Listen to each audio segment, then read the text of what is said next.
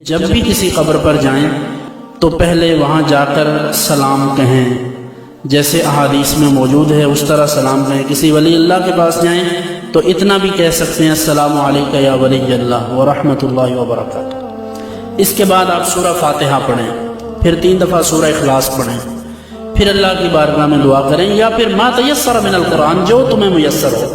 یعنی کسی کو 4 صورتیں آتی ہیں، 4 پڑھ لے، زیادہ قرآن پڑھنا چاہتا ہے زیادہ پڑھ لے، جتنی ہمت توفیق ہے، جتنا وقت ہے اس مناسبت سے، لیکن کم سے کم سورہ فاتحہ 1 دفعہ اور 3 دفعہ سورہ اخلاص، یہ تو 2-3 منٹ میں آسانی سے پڑھ سکتے ہیں۔ تو وہاں جا کر فاتحہ شریف مناسب طریقے سے پڑھی جائے، پھر اللہ کی بارگاہ میں دعا کی جائے، وہی ترتیب دعا کی کہ سب سے پہلے یعنی یوں دعا کرنی چاہیے کہ اے اللہ جو میں نے پڑھا ہے اس پر جو تو نے ثواب عطا فرمایا اپنے فضل سے۔ اب یہ تو اللہ کو پتا ہے نا کہ اس نے کتنا ثواب عطا فرمایا، یا عطا فرمایا بھی ہے کہ نہیں، یہ تو وہی جانتا ہے۔ اس لیے یوں عرض کرے کہ اے اللہ جو میں نے پڑھا ہے اس میں کمی کوتاہی ہے تو معاف فرما دے، اور جو تو نے اس کا ثواب مجھے دیا ہے میں حضور علیہ الصلوۃ والسلام کی بارگاہ میں ہدیہ پیش کرتا ہوں۔ ٹھیک ہے، یہ سب سے پہلا طریقہ یہ ہے۔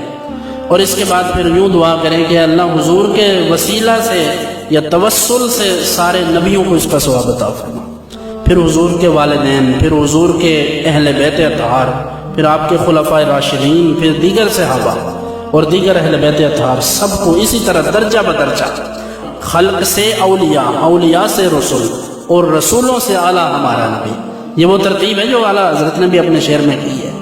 تو یہ اولیاء کرام کے بعد پھر تبع تابعین ہیں، پھر اس سے اوپر تابعین ہیں، پھر ان سے اوپر صحابہ اور اہل بیت ہیں، پھر حضور علیہ السلام کی ذات گرامی یا دیگر انبیاء۔ تو اسی طرح درجہ بدرجہ سارے ولیوں کے لیے، تمام صالحین کے لیے دعا کریں۔ اور پھر دعا کا طریقہ بھی یہ ہے کہ اس طرح ہاتھ جتنا ممکن ہو ہتھیلیاں قبلہ کی طرف ہوں۔ اب ہمارے ہاں دعا اس طرح ہو رہی ہوتی ہے، یہ تو یہ ایسے ہوتے ہیں، ہاتھ کچھ ایسے کر رہے ہوتے ہیں، مل رہے ہوتے ہیں، منہ ادھر کو ادھر کو ادھر کو، یہ سارا کچھ۔ تو یہ دعا کا سنت طریقہ نہیں ہے۔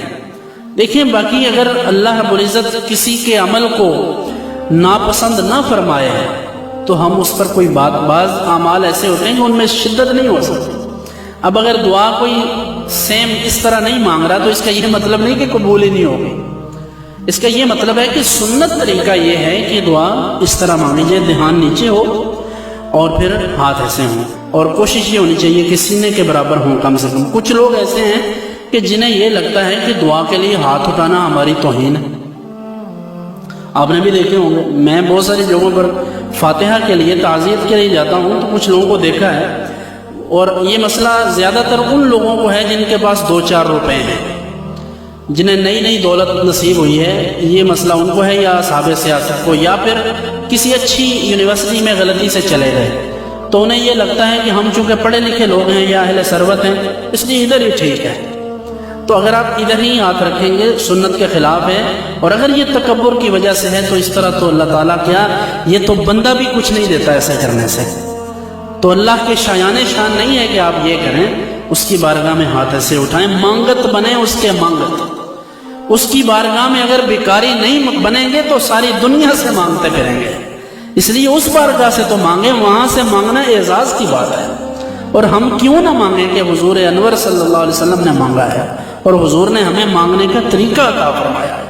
اس لیے اللہ کی بارگاہ میں اس طرح دعا مانگنے میں کوئی حرج نہیں، اس میں عزت ہے، اور اسی طرح ہمیں سب کچھ ملے گا۔